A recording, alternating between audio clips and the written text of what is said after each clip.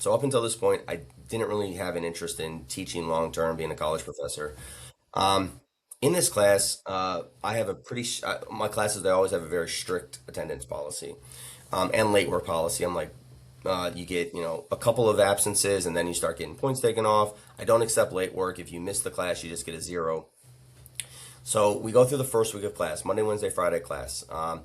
And the first week of class, this person, Katrina, is on my roster. She does not show up. She shows up the following Monday. The following Monday, she shows up about 5, 10 minutes late to class. Very unapologetic, walks across the front of the classroom while I'm teaching, 5 to 10 minutes in the class, sits to my left in the front row, sits down, jacket on, backpack on, just sits down, doesn't pull out paper, pen, no note taken. It just kind of sits there for the next 40 minutes of teaching a 50-minute class. When the class is over, she comes up and just very casually says, I wasn't here. What do I miss? No, she's not apologetic for missing the class or anything. And I tell her, I say, here's the syllabus, read over the syllabus. The assignments are on the syllabus. And I just want to let you know you missed all of last week. So you have used up all your absences. You don't get any more absences without penalty. And you missed a quiz last Friday. So you're going to get a zero on that quiz that we had last Friday because you missed it. And she is irate. So it's just me and her in the classroom. Everyone else is left. How dare you? I wasn't here. You shouldn't be penalizing students who aren't here. The first week is just a syllabus week. It doesn't count. All my other professors allow me to do X, Y, and Z. And I'm just very firm with her. I'm like, this is my policy. You missed the quiz on Friday, you get a zero. You used up all your absences. Don't miss any more classes. You're going to lose points. And she storms out. She continues to come to class, but she's always like sitting in the front row in the corner. Not very involved in class, just kind of huffing and puffing the entire semester. She's doing okay, like a C student. She does all right on her assignments and everything, but she's just not involved and is very, upset, we'll say, with the strictness. So I don't do tardy work, or I don't do, allow students late to class. So I don't let them be tardy, and I don't accept late work. So the class starts when it starts. Assignments are due when they're due. I'm pretty straightforward on all these things. Finally, get to the end of the semester, and Katrina has to give a big project and an analysis of some sort of like intercultural issue. And she does an analysis based on Chris Rock had a movie that came out at that time, a documentary called Good Hair.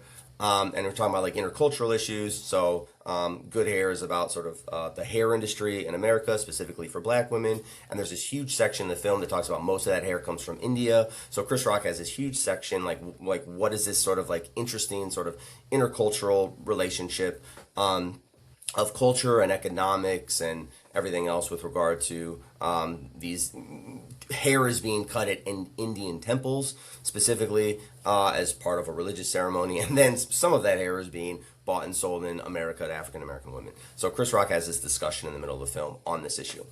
And Katrina does a fantastic job sort of analyzing all this and then sort of like looking at the larger concept of, America's hair industry in these regards, the economics of it, the cultural significance of it. And everything. She does a great job. I've never seen her more excited and elated in class, and she's very engaged. She looks like a whole different person during her presentation. After her presentation, she shows up to my office hours. I say, like, this was a great job, fantastic. And she says, yeah, she's like, I really, like this class. Thank you so much. And I, feel like I really did a good job. And I got really excited about this final project, etc. Pretty short conversation where I just said, you did a great job. And she says, thank you very much. A couple days later, after the class is over, I submit the final grades. She sends me this really long email that I printed off and I keep in a little box of emails I've gotten over the years from students. And it was just this long email that said, thank you for the semester. I know that I was a pain in the rear end at the beginning of the semester and I gave you a bunch of attitude. But essentially, you, the professor, didn't, take my bull crap. Like you had very firm standards and, that's what she needed.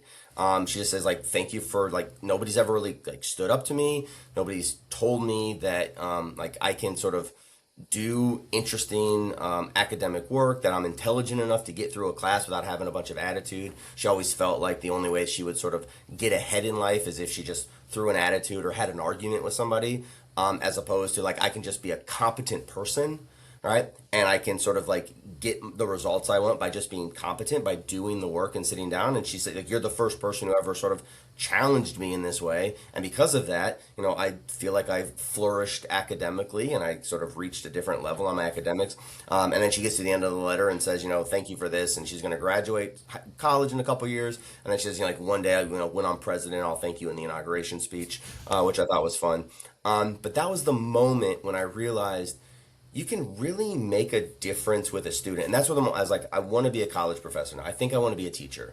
To see a student go from like week one, just not involved, total attitude, just to wants to like float by, like give me a C and get me out of here, to I'm actually interested in the academic discussion going on. I can do really good work. I can be a completely different person who is curious and have interesting conversations. Just to see that happen in like a short 16 weeks, I was like, wow, like this, education can really do good things for people. And I was like, I think I want to be a professor now.